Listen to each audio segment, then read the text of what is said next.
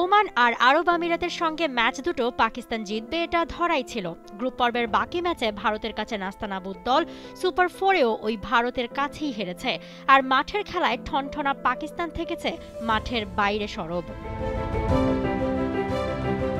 খেলবে খেলবে না, আম্পায়ার পছন্দ না, দেরিতে খেলতে আসা, ক্যাচ আউট নিয়ে বিতর্ক, এমন অনেক কিছুতে পাকিস্তানের মাথা ব্যথা ছিল।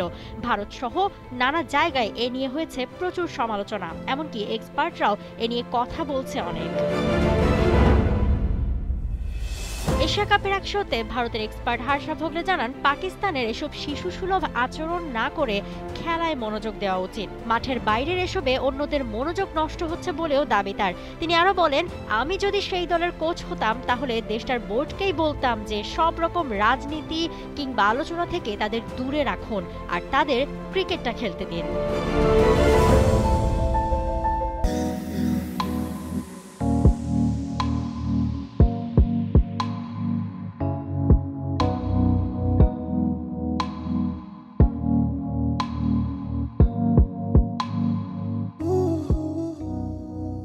সুপার 4-এর প্রথম ম্যাচ হারের পর বাকি দুটো ম্যাচে জিততেই হবে, নইলে ফাইনালের সমীকরণ হাতছাড়া।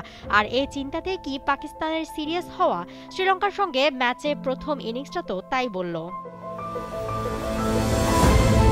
টস জিতে ফিল্ডিং নিয়ে শ্রীলঙ্কাকে যেই নাকানি চুবানিটা দিল তারা।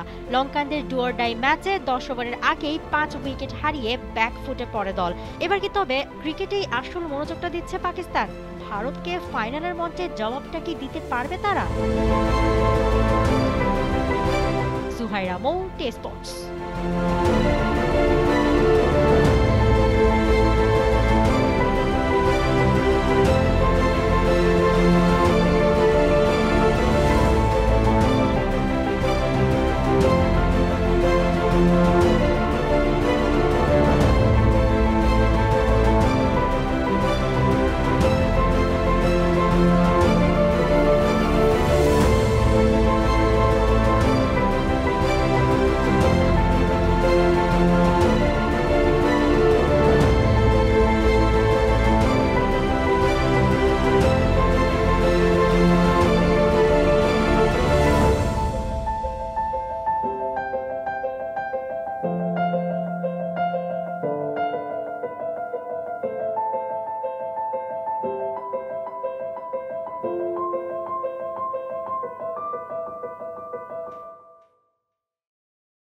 For more updates, subscribe to our YouTube channel and click on the bell icon. Follow us on Facebook and Instagram. Download T-Sports app to enjoy exciting games and highlights. Visit tsports.com.